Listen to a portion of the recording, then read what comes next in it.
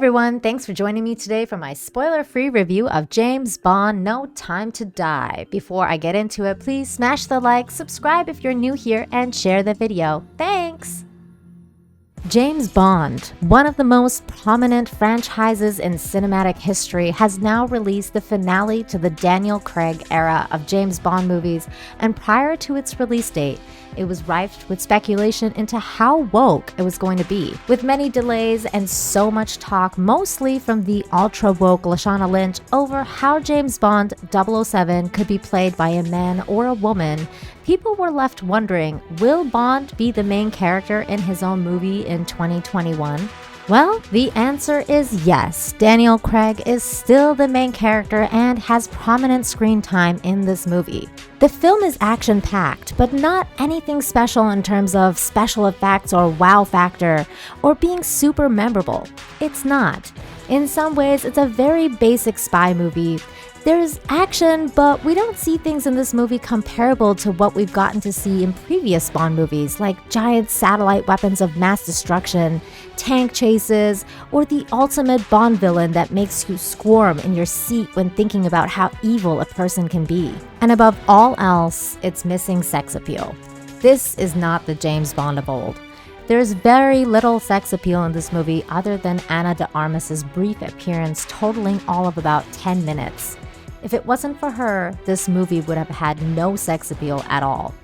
That 10 minutes of her and Bond kicking ass and taking names was the best and most classic part of this movie. Spoiler alert though, they don't bang. And we can't have too much femininity and sexuality in a Bond film in 2021, so we got Lashana Lynch instead. And I found myself wishing that they had just done the entire movie with Ana de Armas. If they had, No Time to Die would have been much more fun and better. And as a woman, I must say, I appreciate a woman who can kick ass while being sexy, and these things have always been important for me in a Bond movie. Lashana Lynch has as much sex appeal in this movie as a dry dish rag. Her character is unpleasant and bitchy while personifying the masculinization of women. She only shows a bit of skin in the first scene where you meet her character, and then it's all ugly pantsuits and military gear. Without Ana de Armas, we would have gotten nothing. Thankfully, Léa Seydoux is also feminine, but definitely not sexualized. Her outfits, while fashionable, are very conservative and tame, which again is reflective of the times.